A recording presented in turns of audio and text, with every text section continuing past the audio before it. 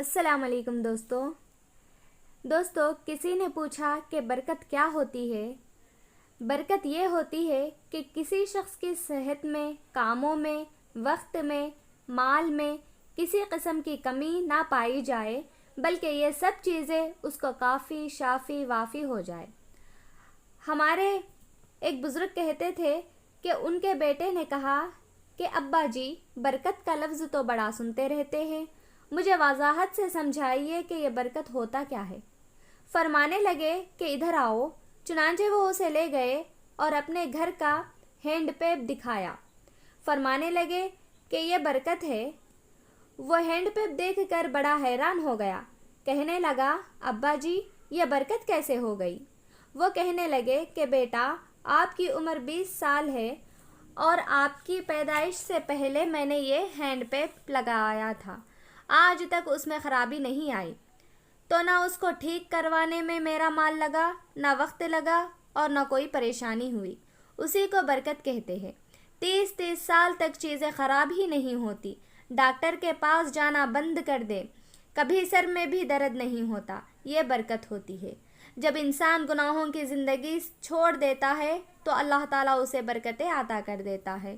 اس کی صحت میں برکت، اس کے کاموں میں برکت، اس کے وقت میں برکت اور اس کے مال میں برکت، ہر چیز میں اللہ تعالیٰ برکت ہی برکت عطا کرتا ہے۔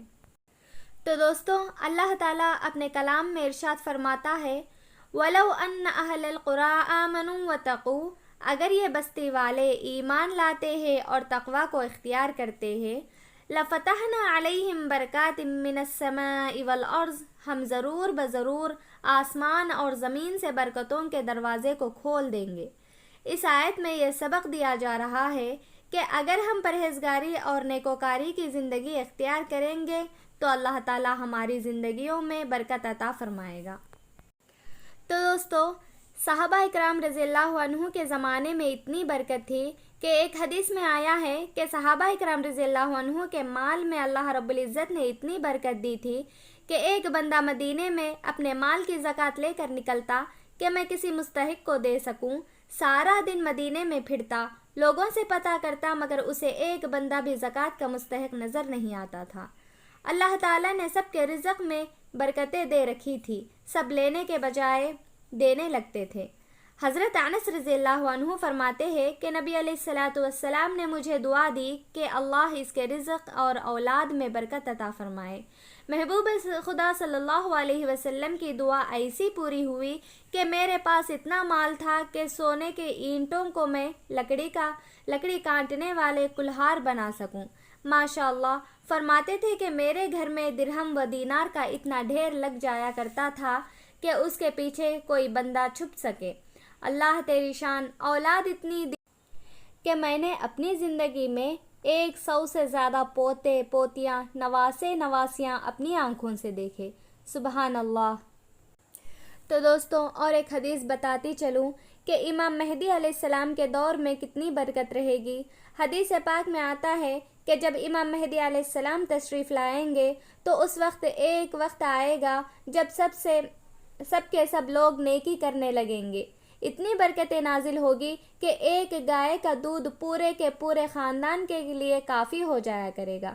اتنی برکتیں نازل ہوگی، اور آج تو سلیمان علیہ السلام کی مچھلی کی طرح ہم نے منہ کھولے ہوئے ہیں، بس رزق ڈالا جا رہا ہے اور ہم کہتے ہیں حل من مزید، حل من مزید، ہمیں اور رزق چاہیے، ہمیں اور چاہیے۔ تو دوستو، ہم کہتے تو ہیں کہ حالات ٹھیک نہیں ہیں، لیکن اس پر غور کریں کہ حالات کیسے ٹھیک ہوں گے۔ سنیں اور دل کے کانوں سے سنیں۔ جب اعمال درست ہوں گے تو اللہ رب العزت حالات کو بھی درست فرمائے گا۔ حدیث پاک میں آیا ہے کہ فرشتے انسانوں کے اعمال روزانہ اللہ پاک کے حضور میں پیش کرتے ہیں۔ اللہ تعالیٰ ان کے اعمال دیکھتے ہیں، پھر جس طرح کے اعمال ہوتے ہیں اسی طرح کے حالات اللہ تعالیٰ ان پر نازل فرما دیتے ہیں۔ تو دوستو، سب سے پہلے اپنے اعمال کو درست کریں۔ کیا ہم اپنے اعمال کو دیکھتے ہیں؟ اعمال ٹھیک نہیں ہوتے، لہٰذا اسی کے اثرات ہماری زندگی پر ہوتے ہیں۔ اللہ رب العزت نے ایک تربیت بنا دی ہے کہ اگر ہم پہلے اعمال سنواریں گے تو پھر اللہ تعالیٰ ہمارے حالات کو بھی سنوار دے گا۔